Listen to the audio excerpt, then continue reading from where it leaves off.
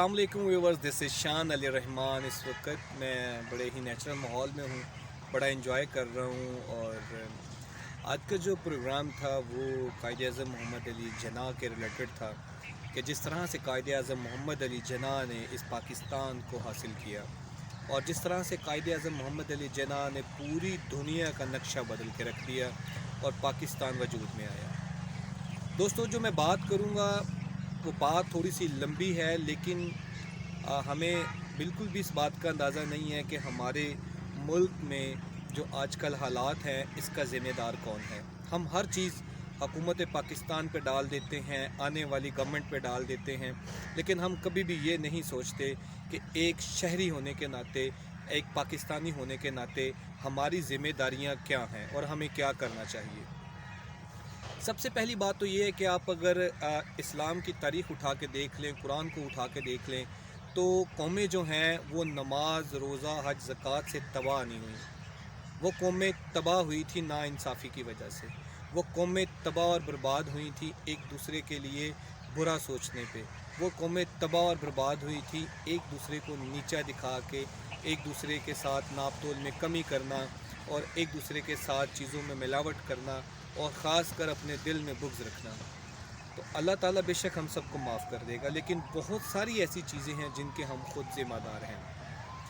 मैं एक छोटी सी बात करूंगा कि अगर आज हम करप्शन की बात करें तो हम किसी भी जगह पे चले जाएं, हम किसी भी चीज़ को देख लें, आप देखें कि अगर वो चीज़ 10 रुपये की है तो वो बंदा ये कोशिश करेगा कि मेरी ये चीज़ 25 रुपये की जाए।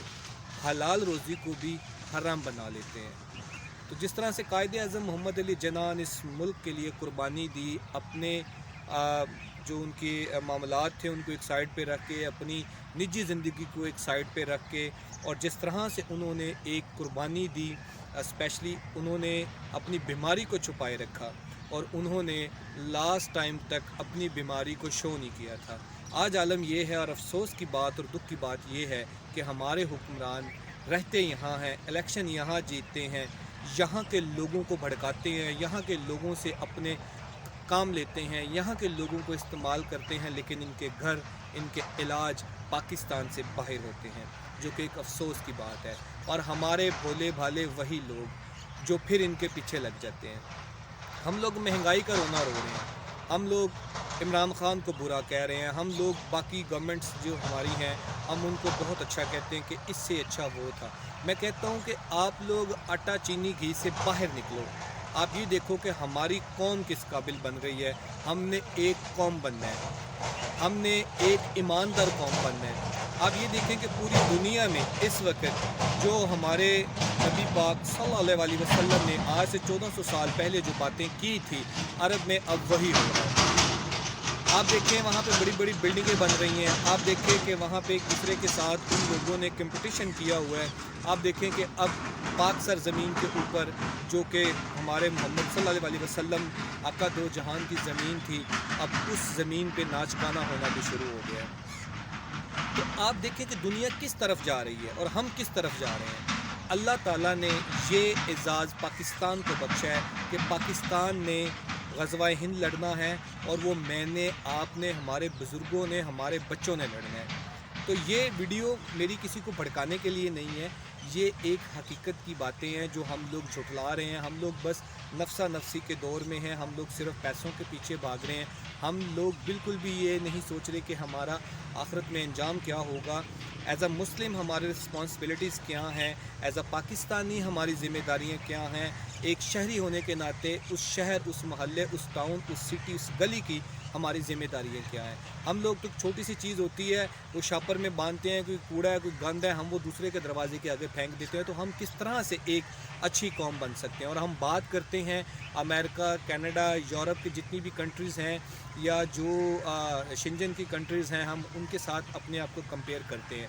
हम लोग आटा चीनी दाल घी से बाहर निकलेंगे तो हमें पता चलेगा कि हमारे मुल्क पाकिस्तान के इसका एक मुकाम क्या है और हमारा जो मुकाम है वो क्या है। हमारे ग्रीन पासपोर्ट की वैल्यू किन लोगों की वजह से डाउन हुई है, किन हरकतों की वजह से डाउन हुई है, हमें वो ठीक करनी चाहिए।